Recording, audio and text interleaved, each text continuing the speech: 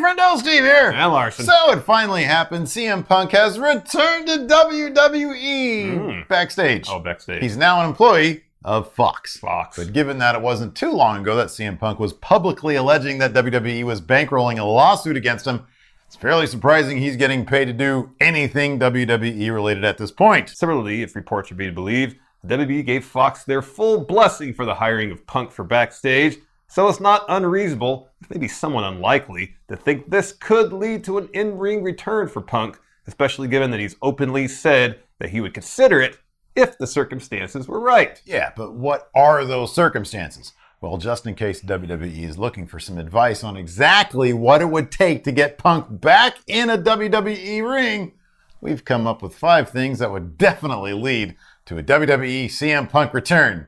Like maybe shoot fight with Triple H. Now, it's pretty obvious that Triple H and CM Punk weren't really like best friends back in the day. Reports were it was Triple H that really saw Sheamus as a guy that should be pushed over CM Punk. And even in his on-camera dealings with Punk, it always kind of looked like Triple H had to do everything in his power not to try and bury Punk verbally when face-to-face with a straight-edge superstar. So why not let these two settle the differences in the ring for reals? Punk is probably itching for one more MMA fight, and why not have that fight against the game? They could wheel out the old Lion's Den cage or something, yeah? That could happen. No, okay, this is totally a joke. Oh yeah, we're not serious. But could you really think of anyone better than Triple H to have Punk feud against to kick off his in-ring return? No one can transition between face authority and heel authority than Triple H. It was less than a year ago that he was forcing Becky Lynch to apologize to get her spot in the Mania main event. And it's literally now that he's the beloved NXT dad figure. So getting him to be the anti-Punk establishment guy that everyone hate during this feud wouldn't be too out of the question. And it's the obvious story for his comeback. Who wouldn't want to see Punk drop a promo about how he's been gone for 5 years? And creative is still a mess because Triple H has become a glad-handing yes man to Vince, having created a perfect product at NXT, but still plays second fiddle because he doesn't have the balls to put the old man down. Punk advocating for elder abuse might not be the most face thing to do, but we're sure he could craft a story out of a program with Triple H that everyone would mark out over. It would just fall on Triple H to refrain from crotch chopping when the opportunity presents itself, which seemingly is the hardest thing for him to do. Remember that time he was supposed to be the big bad corporate guy in an attempt to get Roman over, but he just kept crotch chopping and everyone loved it? Yeah, keep your hands above the waist, Paul. Yeah. Not that. Can't crotch chop up here. Not that. Shawn Michaels. Well, Shawn Michaels tried to do it up here. It looked lame, though. Lesnars Schedule! Perhaps Punk's primary beef with WWE during the tail end of his previous run was the grueling schedule. As Punk told it on Art of Wrestling, his body was so beat up and exhausted he suffered from knee issues and developed an infection on his back, the latter of which WWE doctors treated with an endless supply of antibiotics. Which led to Punk shitting himself in the ring during a match against Dean Ambrose. Like, you could totally see the poop on the mat. Blah. The ref even had to go and grab it and toss it from the ring. It was gross, but it did show how dedicated Punk was to wrestling. He seemingly wrestled more or less an entire bout with crappy undies. But everyone has a breaking point, and after suffering a concussion during the 2014 Rumble, Punk seemed to have reached his. Exhausted and physically broken down, Phil walked out. But what if WWE offered him not only a fat paycheck, but a posh schedule to return?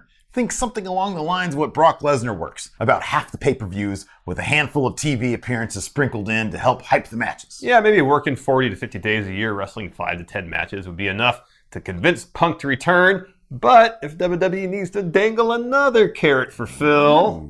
Mania main event! Let's go back to 2012, when CM Punk was champ for the entire year, worked himself ragged, carried the company on his back, and was rewarded with a main event spot at WrestleMania 29. No, he didn't get the main event. Oh, that's right. He dropped the title at The Rock at the Rumble. Man, that's about the stupidest shit I've ever heard, Larson. Yeah. They at least could have tossed him into the main event and made it a triple threat. They coulda, but they didn't. And Punk was a bit steamed about it. Sure, he had a decent match against The Undertaker that year, but after having what was, at the time, the longest title reign of the modern era, it felt like a bit of a letdown. So help heal the wounds of the past by making up for that missed opportunity and put CM Punk in the main event of WrestleMania 36. It doesn't matter against who. Could be Brock, Daniel Bryan, Samoa Joe, Curtis Axel, Sin Cara, Ryback, Drake Maverick, Mike Kanellis, the Four Horsewomen. Just put him in the main event. It doesn't matter who. Well, they have to find a way of doing it so Punk doesn't come off like a hypocrite. Remember, if you will, he had a beef about how Batista was brought in to headline WrestleMania 30 when Daniel Bryan was the hottest thing going, so him coming in and appearing to nab a main event spot from a younger full-time talent wouldn't be a good look. WWE doesn't care about making new stars anymore, Larson. Only cashing in on the nostalgia wrestling fans have for the stars of yesteryear. Besides, as we'll get to in our next entry, Punk's a creative dude. Yeah. I'm sure he could find a way to pull it off that wouldn't put him in the firing line of internet trolls. Besides, you can't trust WWE creative, much less Vince, to handle a storyline like that. Make it into a cuck storyline. They love their cuck storylines. An elite deal! It's been on rare occasion that the WWE has offered up any sort of creative control as part of a wrestler's contract. Bret Hart had it apparently at the finish of his contract. Hogan seemed to have it, but that might have just been really, really good politicking. And some reports suggest that Brock Lesnar has it now by virtue of simply Brock being Brock and he does what he wants to do. So it was surprising last year when reports dropped that WWE was talking to the Elite about coming in for an invasion angle, and part of the deal was creative control, or at least some form of it. Yeah, according to the Wrestling Observer himself, Dave Meltzer, the Bucks, Cody, and Hangman Page were offered huge money and a clause that stated they could leave their 3-year deals if they weren't happy with their creative, which was absolutely unheard of at any time in the past in the WWE. We all know Punk is a creative guy. One of the more interesting bits in his WWE documentary was when he said that at one point when Vince seemingly had nothing for him, Punk himself went home, got out the typewriter, and wrote a few months worth of TV for his character and presented it to Vince. So obviously, how his character is handled is important to him. So, like maybe a contract similar to the one offered less than 2 years ago to the Elite could be crafted for CM Punk. One where he controls his character or at least gives him an out clause if he's not happy when they put him on 205 Live or, like we stated before, gave him a cuck angle. Yeah, WWE really loves their cuck angles. Yeah. Plus, you'd think he'd know what his role in the company would be, and that would be feuding with other part-timers and helping get younger talent over, so he wouldn't clog up the main event scene like Brock Lesnar. Honestly, anything he comes up with can't be any worse than what we routinely see on WWE TV these days. Yeah, exactly. So why not let him book his own creative?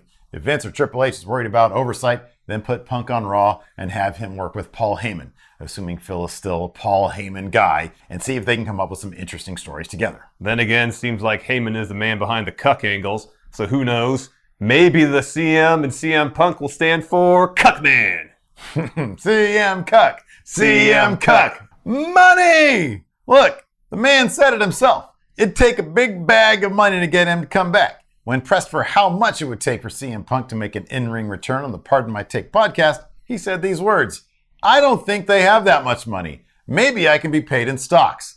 I think the conversation would have to start at somewhere like 20, 25 million.